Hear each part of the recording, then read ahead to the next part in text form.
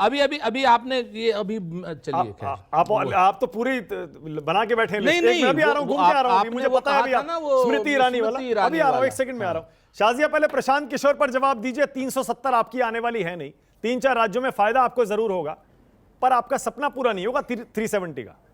देखिए प्रशांत मानक जी, नमस्कार, आदाब आप सबको।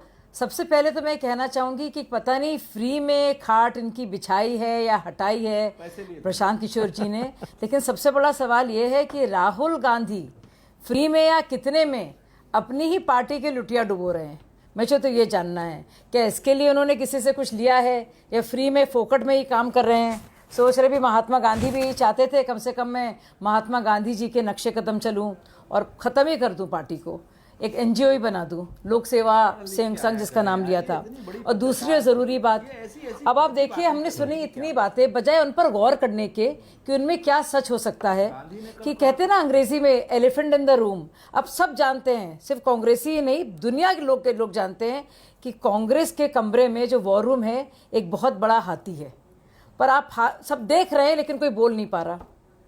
मतलब कुछ आपको सब जानते हैं क्या प्रॉब्लम है, और प्रशांत जी ने वही बात कह दी है तो बहुत बुरी लग गई है। उनके पैसे की, उनके टर्नओवर की, उनकी कंसल्टेंसी की, उनको लालची कहने की बात कही जा रही है।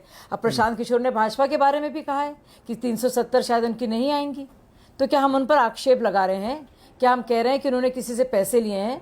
तारीफ तो वो भाजपा की भी नहीं कर रहे। हमारे जो लक्ष्य है कह रहे हैं वहाँ तक नहीं पहुँच पाएंगे, तो क्या हम लोग ये कहेंगे उनके बारे में? तो ये इंसान कौन करता है? ये इंसान वही करता है जो इस तरह के आक्षेप लगाता है, कटाक्ष लगाता है, जिसके पास कोई तर्क ना हो, कोई तुक ना हो।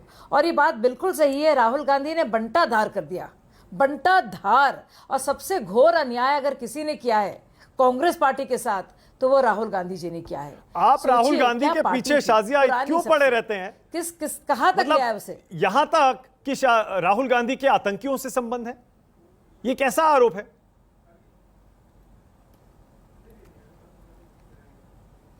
आप बताइए, पीएफआई की क्या पृष्ठभूमि है? एसडीपीआई किस पार्टी का पॉलिटिकल आउटफिट है? एसडीपीआई से किसने हाथ मिलाया है? आप ये बताइए।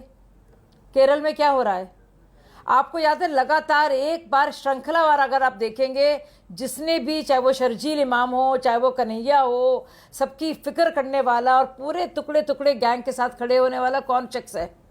राहुल गांधी तो बड़े फैन है कन्हैया कुमार के, कम से कम थे उस वक्त पे। उसके बाद उन्होंने भी कई पार्टियां बदली, इधर से उधर वो भाग गए। अब आप खुद सोचिए इस बात को। ओके, सुरेंद्र राजपूत जवाब दे रहे हैं, आपका बेताब है जवाब देने को बल्कि। और सुरेंद्र भाई, क्या ये सच नहीं है?